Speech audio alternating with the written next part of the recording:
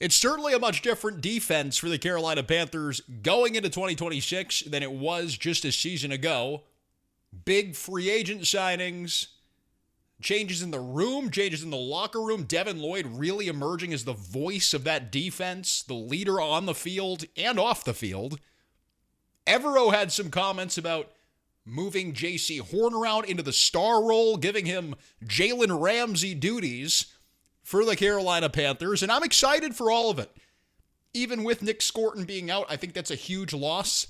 This defense's ceiling is through the roof compared to what it was in 2025, and these position battles are a lot different this year. I would argue in 2025 the position battles were more important. The reason being, you didn't know who was playing linebacker. You didn't know who was rushing the passer. You didn't even really know, aside from the corners, J.C. Horn and Mike Jackson, who on that defense would be really good. And Derek Brown, too, you lump him into that. This season, well, you have a lot of star power. And now it's more so, how do these guys that are in these position battles fit into the larger system? How does this all gel? How does this all gel? And I want to talk about the linebacker room because that to me is more interesting than what you're really seeing going on across the league. I think the Trevin Wallace versus Claudin Cherilus position battle is a unique one for very interesting reasons. But J.C. Horn taking on this Jalen Ramsey role, putting him in the star role, putting him in the nickel. By all accounts, it seems that's what the Panthers are going to be trying to do with J.C. Horn in 2026. And Ramsey, of course, shined for the Rams. And he has worn many hats, Jalen Ramsey, but in recent years, and specifically with the Rams in those Super Bowl seasons, 2021 when he was an All-Pro, 2020 he was also an All-Pro, playing in the nickel, doing more. And many say the nickel's more important than outside corner.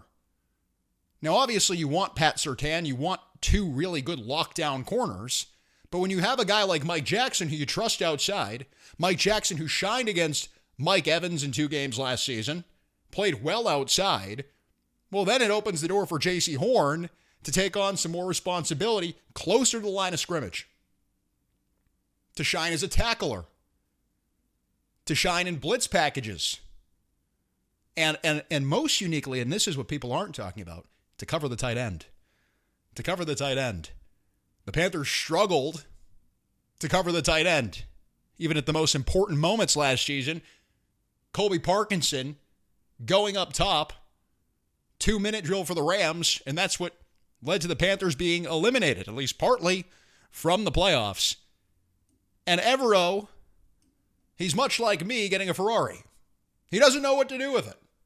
If you put a Ferrari in my parking lot right now, I wouldn't know what to do. I'd probably go to a high school, do some donuts. I'd maybe get one of those vlog cameras and go on the highway and drive. But I don't know how to handle this thing. And Evero, he's almost like a kid in a candy store. You got Devin Lloyd, you have Jalen Phillips. Mike Jackson is in a contract year and playing out of his mind. You still have J.C. Horn, Derek Brown, and Merrick. I mean, he's got a lot of pieces on this defense. He's got the new car. He's going to drive it around. And here's Evero talking about J.C. Horn's potential new role in 2026. Quarterback position, moving JC to the slot. What has that process been like for you as his coach to convince him? And maybe I'm assuming that there's also a humbling process to put him there. And just talk about that. Yeah, that's kind of a sensitive area that I'm trying to finesse in terms of not giving up too much information for our game plan. But I will say that, when JC came out of college, we did a lot of work on him. And, he was the same draft as Pat Surtain and Caleb Farley. And, there's a lot of different opinions around the league in terms of how you would rank those guys. But as you guys all, I'm sure, know, he played a lot of nickel in college. And so you saw the blitzing, you saw the run fits, you saw the instincts on the inside. And so nothing foreign there. We've utilized him the way we felt best the last couple of years. And, he's obviously one of our best players. And so it's my job and our job as a staff to make sure we get him in winning position. So obviously some friction there, Evero alludes to, saying that we're doing what's best for him. The question originally was, how does J.C. Horn feel about this? Horn had his press conference, and he said it was new to him. I didn't glean anything troubling. In other words, I don't think Horn is upset about moving to the nickel more. I think it's just coming with some friction. It's a new position for him. Something he did in college, something he did a bit as a rookie for the Panthers, but a new opportunity for him. And to me, it accentuates the importance of Mike Jackson, which is obvious. I mean, that he was going to be an important piece anyway. The goal right now is to talk about the guys playing in the preseason. Will Lee and Corey Thornton, both of which, I'll start with Lee. I thought he was inconsistent in that game against the Cardinals, the Hall of Fame game. And Corey Thornton, who didn't look all that great in that game. I think he gave up that touchdown, the fade route, the touchdown. You're going to need someone to go outside aside from Mike Jackson, especially if J.C. Horn is taking on this new role. I'm not saying it's going to be a permanent role. They'll probably line him up differently game to game. I mean, it's situational football. The personnel, how you cover the Bucs is going to be different than how you cover the Falcons and how you cover different teams. The Ravens, much different skill sets on that offense compared to the Bucs. So intra-game, there's going to be differences. But I do believe if this is a role that you really want J.C. Horn to have, which is going in the nickel, you're going to need another outside corner. And I think naturally, in terms of ceiling, that would be Will Lee. That would be Will Lee. And I love Corey Thornton. I think he's a fighter. But I do think he's more of a nickel guy. And to me, this whole change means you're kind of shifting everything outward. Where now, instead of looking for the competition at nickel, which is what we were told all camp, Shaw Smith-Wade, Corey Thornton, fighting for this. Instead, J.C. Horn, maybe he's going inside a little bit more. And now opportunities for the rookie Will Lee. Oh, let's put him in the spotlight. Let's see how good he is. And don't discount the idea that that's an investment for them, especially if Mike Jackson's going to be looking for a massive contract in 2027. Well, change the defense up a little bit. And see how these guys gel. See how it works. I honestly do like the idea of J.C. Horn in the nickel. I'm high on it. I am. I do believe that there are people who will tell you it's more important than the outside corner. And I love Mike Jackson on an island alone. I do. It scares me a little bit. I think Horn is still better. But, I think he's good enough. He's certainly a really good cornerback, too, probably bordering on cornerback 1. And he'll be playing like one this season to earn that big contract. Let's talk about Devin Lloyd. Devin Lloyd, I had the headlines in front of me. Here's one. If I can get it. Ejiro Evero. Devin Lloyd sets the standard for our defense. They're calling him a second coach. They're saying in the locker room, outside the locker room, on the field, this guy is a leader like no other. I thought at times last season the Panthers really lacked that vocal leader on defense. Derek Brown, of course. He's a guy everyone looks up to. He has a powerful voice. I mean, he pretty much told Canales to put him on the field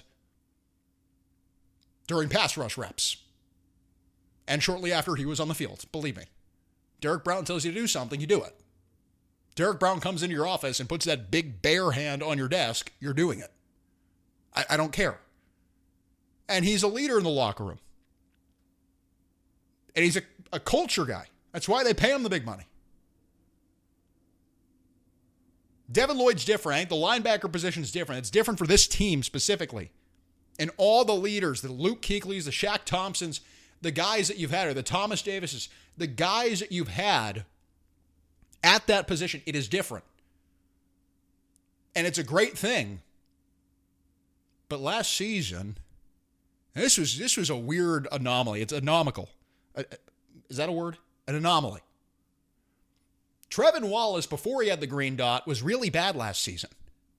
believe in week 3 they made that switch. Rose Boom gave the green dot to Trevin Wallace.